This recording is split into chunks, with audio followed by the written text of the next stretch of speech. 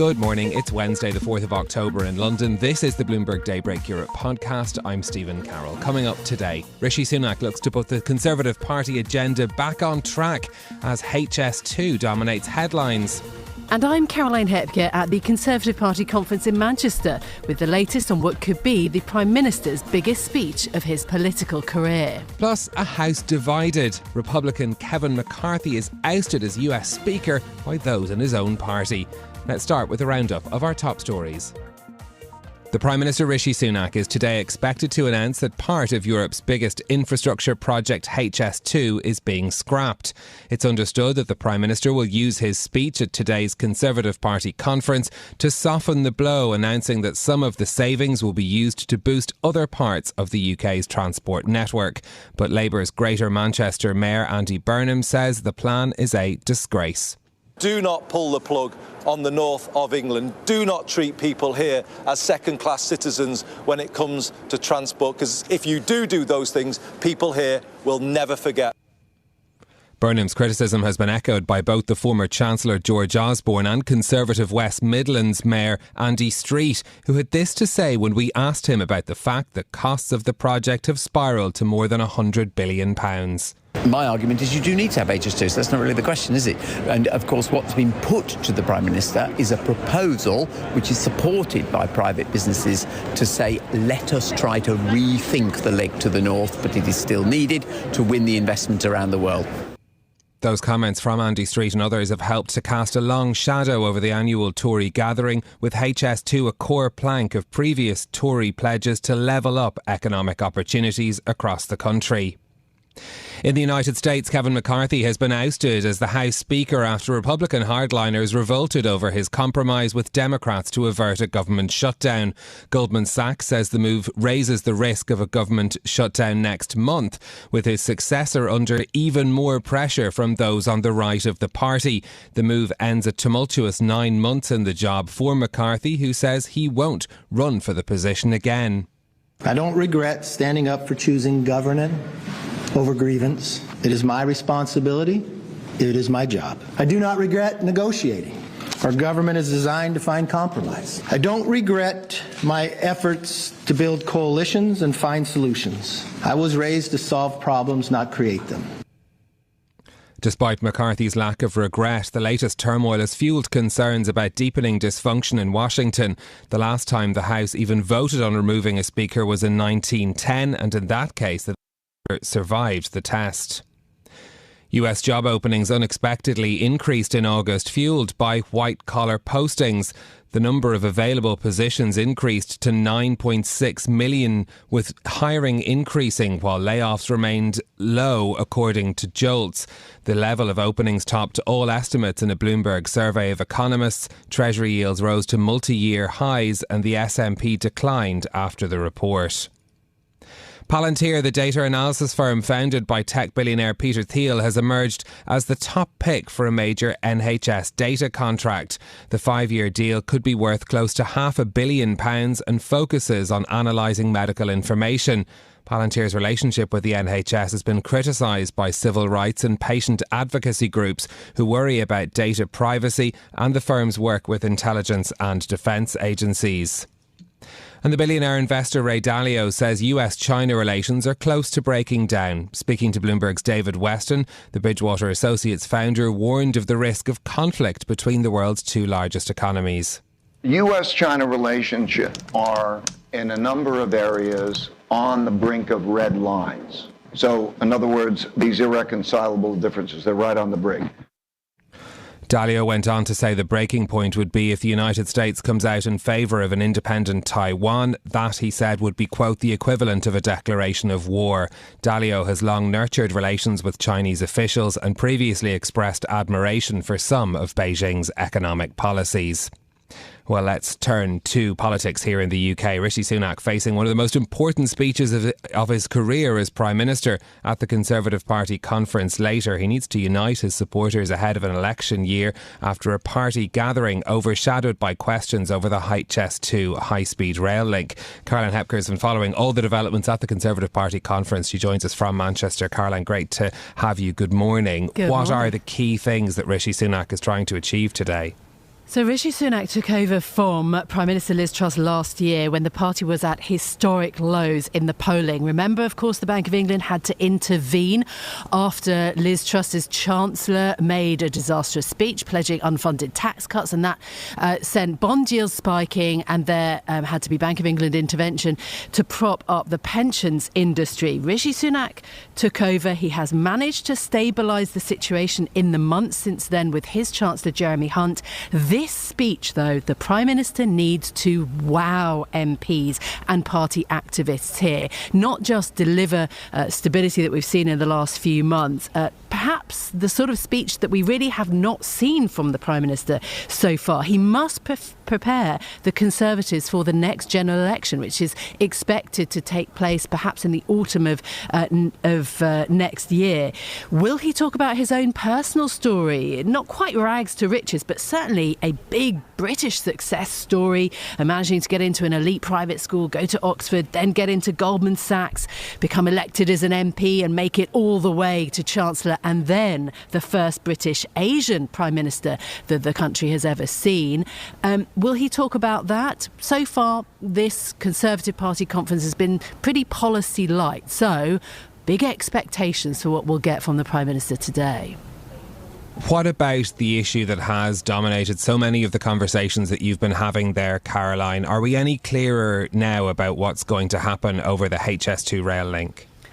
No, not particularly. The Prime Minister spent all of yesterday speaking to journalists. It has been the question that has dominated this party conference. We are in Manchester after all, and the rumour has been for weeks and months, several weeks at least, that there would be the potential of high-speed rail to the connection from Birmingham to the city here in Manchester would be scrapped because of rising costs. The Prime Minister spent Tuesday telling journalists that he has still not made up his mind on this issue, has not made a decision, even though holding a cabinet meeting, it would seem, during conference, which is also quite an extraordinary step.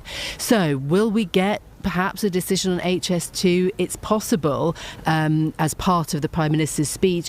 And what comes alongside that? If the HS2 rail line is scrapped, or part of it is scrapped, will we hear about new transport projects in the north of England to try to sweeten that blow? Caroline, the question of party unity has been another continuing theme during this event as well. Is the party, because of the discussions that you've been talking about over HS2, over tax cuts, is the Conservative Party coming away less united from this conference than it went into it? I'm not sure. It's hard to say whether it's less united. I mean, it's certainly been an immensely difficult few years for the Conservatives, chopping and changing prime ministers through Boris Johnson, to Theresa May, Boris Johnson, Liz Truss, now Rishi Sunak. That's quite something, and totally unprecedented, really, in British history, frankly. Having said that, we spoke, for example, to former Minister and member of the Treasury Select Committee, Andrea Leadsom, incredibly strong about how united the party is. But there are, of course, signs of division. You've got really open positioning for the leadership of the Tories were Rishi Sunak to lose the next general election, particularly, it would seem, between Kemi Badenoch, the Business Secretary, and the Home Secretary, Suella Braverman. But the other thing to mention is that the thing that is more clear is that the US-style culture wars, at least the language of those culture wars, does seem very present at this Conservative conference. The Home Secretary, Suella Braverman, got a standing ovation yesterday, a speech talking about how Tories were calling out the woke politics of Labour. She talked about how politicians have been too squeamish about being smeared as racists, in her words, by not talking about migration. She talked about the hurricane of migrants that would be coming to the UK. She herself is of Indian origin. Her parents migrated to the UK from East Africa. So that has been clear, that the language is certainly ratcheting up. The Science Secretary, Michelle Donlan, railing against woke scientists. That got a lot of attention. So certainly some perhaps US-style language, and that does seem very divisive. Caroline, the Questions around, you mentioned there the Conservative Party conference so far being quite light on policy. You've been speaking to a lot of the business groups over the past few days about what they want to see in terms of policy. I mean, what are the most notable absences, I suppose, given that we haven't had that many announcements? Well, they want long-term thinking, they want delivery, and there is a level of frustration you can detect, and yet also the need to be even-handed. You know, you think about the big business lobbies in the UK, the Confederation of British Industry we spoke to this week, one of the export associations we spoke to this week.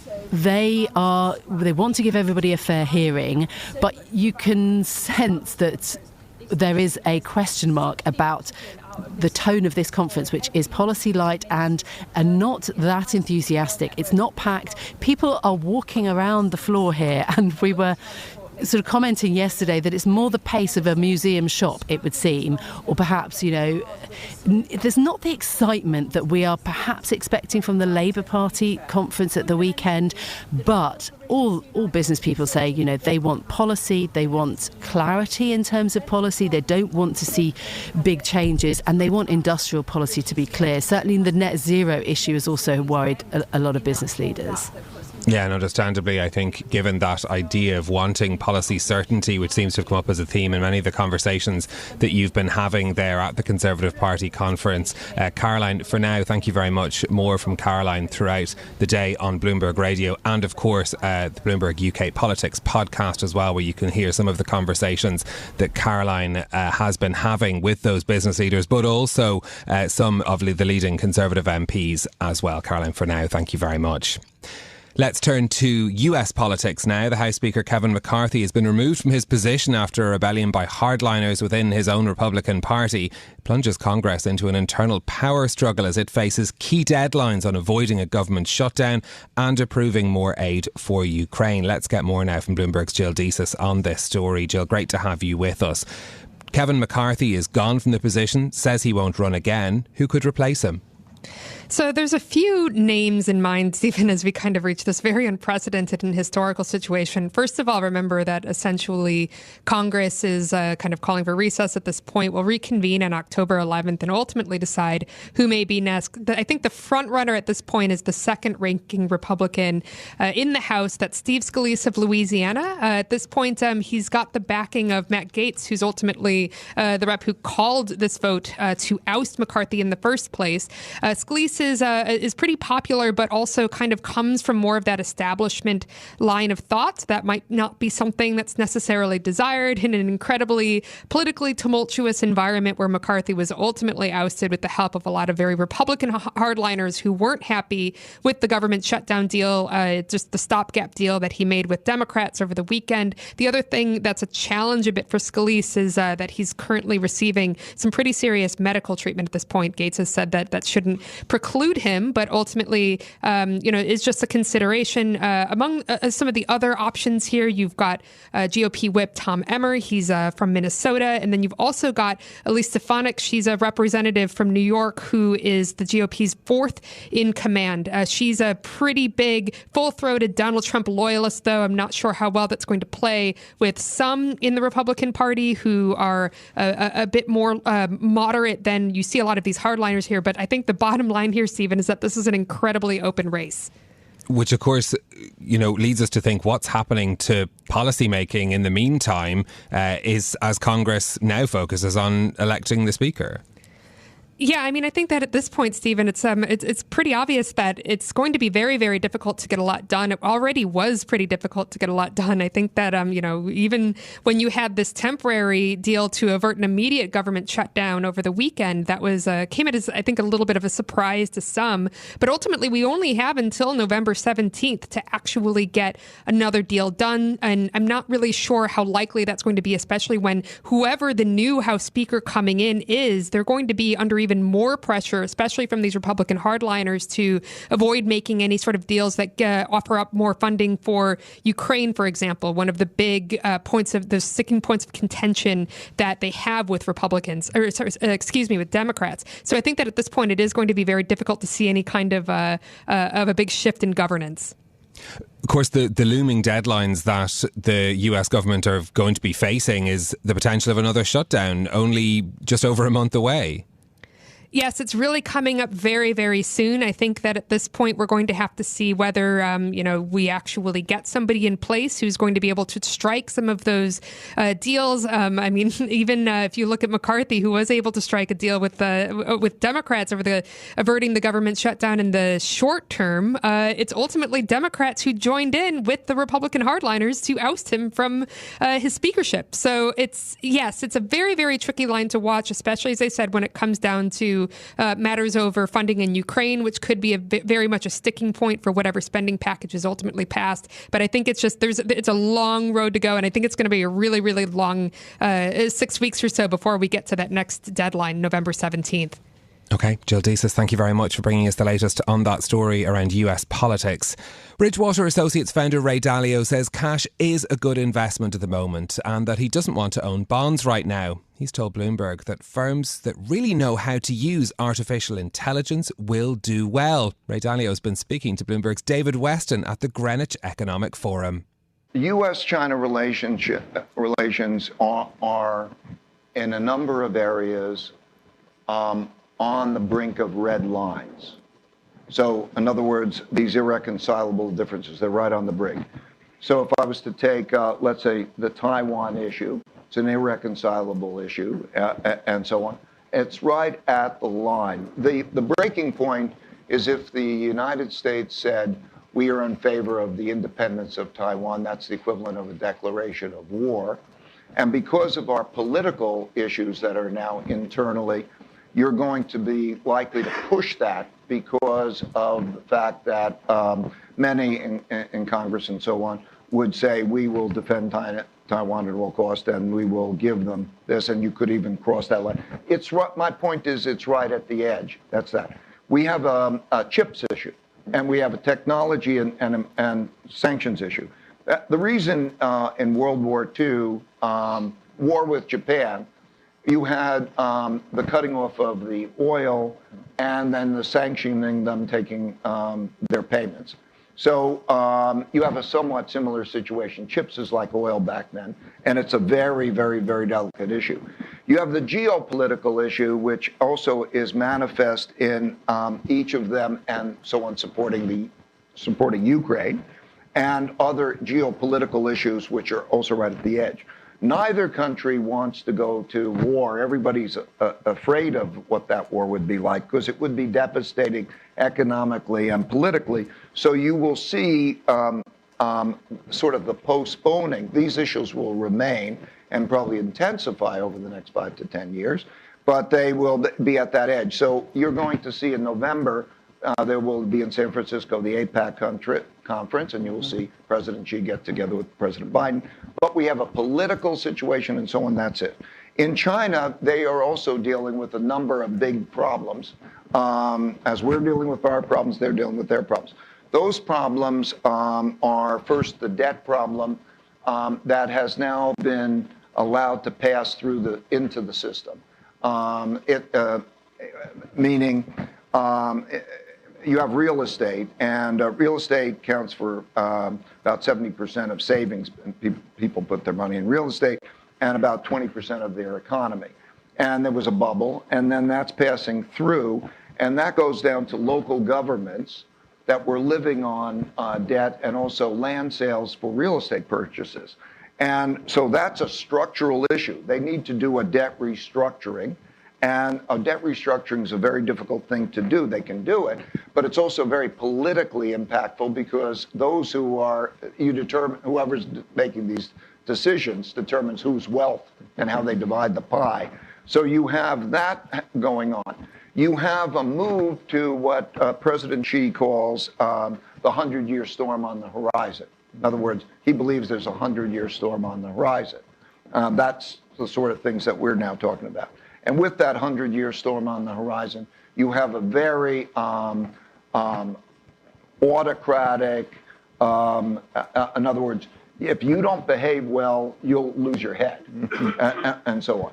And that kind of environment, which, by the way, in war periods and so on, has been what most countries have moved toward or something.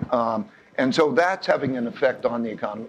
We have the U.S.-China conflict itself, which is affecting what companies do. Do I want to be in China or do I want to be in Vietnam? That's one of the things that's benefiting neutral countries. So they think, okay, the ASEAN countries, India and other places can be a beneficiary of that. Where do I want to be? But that's also hurting them. And then, of course, that we have a world economy which is relatively slow moving. That affects their exports. So they're going through a very difficult period. This is Bloomberg Daybreak Europe, your morning brief on the stories making news from London to Wall Street and beyond. Look for us on your podcast feed every morning on Apple, Spotify and anywhere you get your podcasts. You can also listen live each morning on London DAB Radio, the Bloomberg Business app and Bloomberg.com. Our flagship New York station is also available on your Amazon Alexa device. Just say, Alexa, play Bloomberg 1130. I'm Stephen Carroll. Join us again tomorrow for all the news you need to start your day, right here on Bloomberg Daybreak Europe.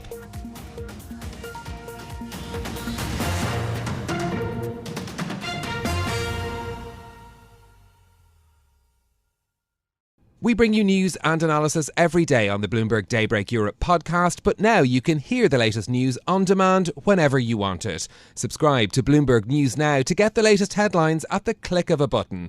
You can listen and subscribe to Bloomberg News Now on the Bloomberg Business app, Bloomberg.com, plus Apple, Spotify and anywhere else you get your podcasts. Search Bloomberg News Now and subscribe today.